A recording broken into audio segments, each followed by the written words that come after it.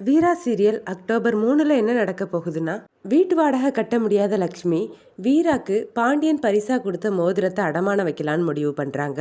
நான் வேணா வேலைக்கு போகட்டுமாமான்னு பிருந்தா கேட்க, அதெல்லாம் நீ யோசிக்காத, நீ உன்னோட படிப்பு மட்டும் பாருன்னு லக்ஷ்மி சொல்றாங்க. அடுத்த சீன்ல வீரா காஃபி போட்டுட்டு இருக்காங்க. அவங்க கிட்ட வந்து வள்ளி, நீயும் மாறனும் ஒன்னா சேர்ந்து வாழல, நீங்க நடிக்கிறீங்கன்னு சொல்லி அந்த ராஜேஷ் அம்மாவும் கண்மணியும் பேசிட்டு இருக்காங்க.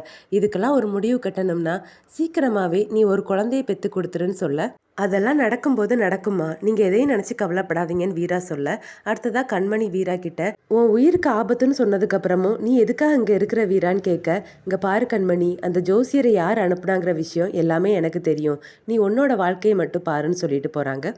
கண்மணியும் வடிவும் கவனிக்கிறத பார்த்த வீரா அவங்கள வெறுப்பேத்துறதுக்காக மாறன் கிட்ட பாசமா, இந்தாங்க காஃபி குடிங்கன்னு சொல்ல, இதுல எதை கலந்திருக்காளோ தெரியலேன்னு மாறன் பதட்டமாவே குடிக்கிறாரு. இதுதாங்க உங்களோட கடைசி காஃபி, இனிமேல் நான் உங்களுக்கு ஹெல்த்தி ட்ரிங்க்ஸாக தான் கொடுப்பேன், நீங்க நல்லா இருக்கணும், அதுதான் எனக்கு முக்கியம். அப்புறம் இன்னொரு விஷயங்க, எல்லாரும் கல்யாணத்துக்கு முன்னாடி தான் டேட்டிங் போவாங்க, ஆனா நம்ம போகலல்ல, அதனால இப்போ போகலான்னு சொல்றாங்க. நீ சொன்னதுக்கப்புறம் நான் வேண்டான்னு சொல்லுவேனா? சரி, இப்போ நம்ம கடைக்கு போகலான்னு சொல்லிட்டு மாறனும் வீராவும் கிளம்புறாங்க. என்னடி இது, இவங்களை பிரிக்கலான்னு பார்த்தாச்சுன்னா கூடிய சீக்கிரத்தில் அவன் தங்கச்சி ஒரு குழந்தைய பெற்று தந்துருவா போல இருக்குதேன்னு வடிவு வருத்தமாக கண்மணி கிட்ட சொல்ல, அதை கவனிச்ச வள்ளி அவங்கள வெறுப்பேற்றுறது மாதிரி பேசுகிறாங்க. நான் கும்பிட்ட சாம்பியெல்லாம் என்னை கைவிடலை, இந்த வீட்டுக்கு ஒரு வாரிசு வரப்போகுது, எனக்கு எவ்வளோ சந்தோஷமாக இருக்குதுன்னு சொல்லிட்டே போகிறாங்க.